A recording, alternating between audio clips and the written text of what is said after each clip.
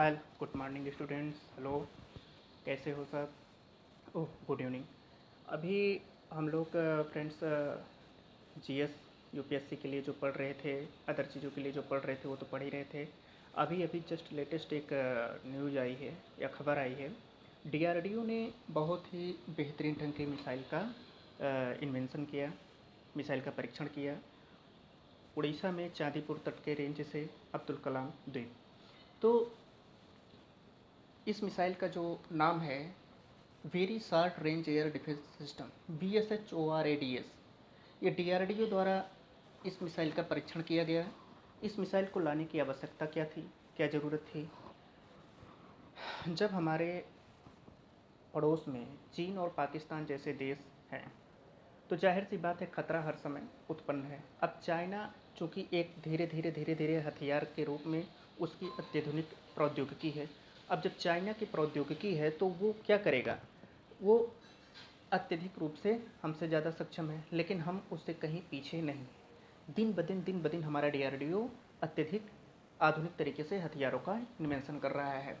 इसकी आवश्यकता इसलिए पड़ी क्योंकि भारत की जो स्थिति है, आप ज्योग्राफी देखेंगे तो नीचे की तरफ है और हमसे ऊपर पाकिस्तान है और चाइना है। तो वो वहाँ से जब कोई हथियार या मिसाइल सिस्टम या हेलीकॉप्टर या कोई भी फेंकेंगे तो वो नीचे की तरफ बहुत तीव्र गति से और बहुत ही जल्दी पहुँचता है। हमारे लिए क्या कठिनाई थी? हम अगर उसकी तरफ कोई चीज़ फेंकना चाहें, कोई चीज़ देना चाहें, देने का मतलब किसी चीज़ से अटैक करना चाहते, या तो फाइटर जेट है, या तो हेलीकॉप्टर है, या तो मिसाइल सिस्टम से। बाकी हम पैदल या उस तरफ से नहीं जा सकते क्योंकि पहाड़ी एरिया है। इसलिए ये जो सिस्टम आया है very short range air defence system, ये कम दूरी पर और कम ऊंचाई पर हवाई खतरों को बेअसर करता है। हवाई खतरा कैसे? जैसे ड्रोन्स हो गए, फाइटर जेट हो गए, हेलीकॉप्टर हो गए। अगर ये कम दूरी पर हैं, जैसे 10 किलोमीटर, 15 किलोमीटर, 20 किलोमीटर, 30 किलोमीटर के लिए हमारे पास आकाश सिस्टम है, quick range short missile system है, QRSAM है। उससे भी कम दूरी पर जैसे 5 किलोमीटर, 10 किलोमीटर, इस की दूरी पर और इतनी दूरी पर हो और कम ऊंचाई पर हो। कम ऊंचाई का मतलब 5 किलोमीटर की ऊंचाई पर, 10 किलोमीटर की ऊंचाई पर, इतनी इतनी ऊंचाई पर। तो उसके लिए अगर पड़ोसी देश से कोई ड्रोन्स आता है, ड्रोन्स कई प्रकार के होते हैं। एक क्या कहते हैं, कृषि के लिए ड्रोन्स अलग होता है और जासूसी के लिए ड्रोन्स अलग होता है। फाइटर जेट आ गए, हेलीकॉप्टर आ गए। तो ये सबसे बड़ा इसमें प्रॉफिट क्या है कि पोर्टेबल है, मैन पोर्टेबल है। ये man portable air defence system मतलब हम इस तरीके से हाथ में पकड़ करके लेके जा सकते हैं जैसे बंदूक का इस्तेमाल हम करते हैं फायर करने के लिए, उसी तरीके से। मैक्सिमम आप एक मिसाइल का नाम सुने होंगे, हेलिना नाग सिस्टम। वो सिस्टम क्या करता है? वो 4 किलोमीटर उसकी रेंज होती है और वो टैंक को निशाना बनाता है। आप ऐसे करके मार दीजिए, वो टैंक उड़ गया। तो इस हिसाब से ये जो मिसाइल सिस्टम है, ये भी जब मैन पोर्टेबल है तो जाहिर सी बात है, पोर्टेबल उस वस्तु को कहते हैं जो ले जाने में सक्षम हो। तो मैक्सिमम 5 किलो, 4 किलो, 6 किलो इसी तरीके से होगा। तो इस हिसाब से ये हाथ से ही फायर करके हम दुश्मन के हेलीकॉप्टर, फाइटर जेट और ड्रोन्स को नष्ट कर सकते हैं। इसका जो निर्माण किया गया है वो डीआरडीओ की research centre Hyderabad Imrat RCI के द्वारा निर्मित किया गया है। इसमें समझने के लिए क्या चीज़ें हैं? इसकी जो टेक्नोलॉजी है, टेक्नोलॉजी एक स्वदेशी दोहरे जोर वाली ठोस मोटर है। ये एक मोटर ये है, एक मोटर ये है। इसको हम जब स्पेस टेक्नोलॉजी पढ़ाएंगे तो वहाँ पढ़ाएंगे 1 और 2। ये थ्रस्ट मोटर्स हैं।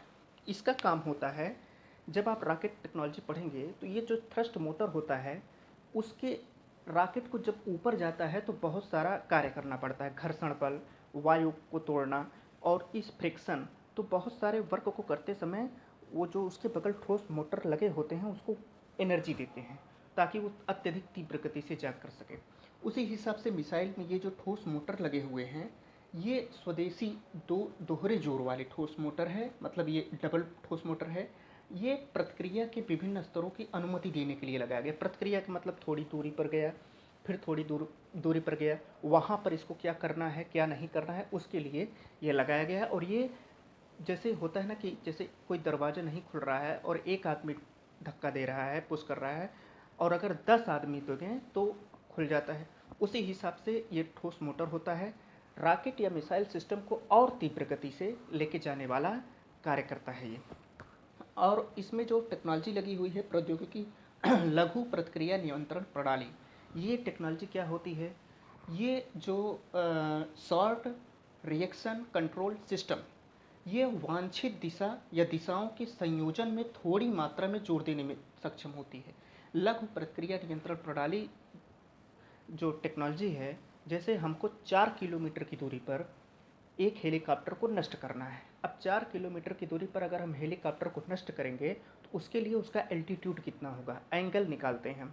उस हेलीकॉप्टर को नष्ट करने के लिए हम जब एंगल निकालेंगे तो वहाँ पर ये टेक्नोलॉजी हमको ऐड करना पड़ेगा।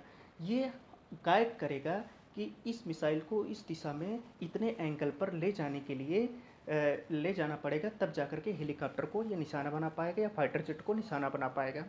दूसरी जो टेक्नोलॉजी लगी है एकीकृत एवियोनिक्स, ये सिस्टम है। एक मतलब इंटीग्रेटेड एवियोनिक्स।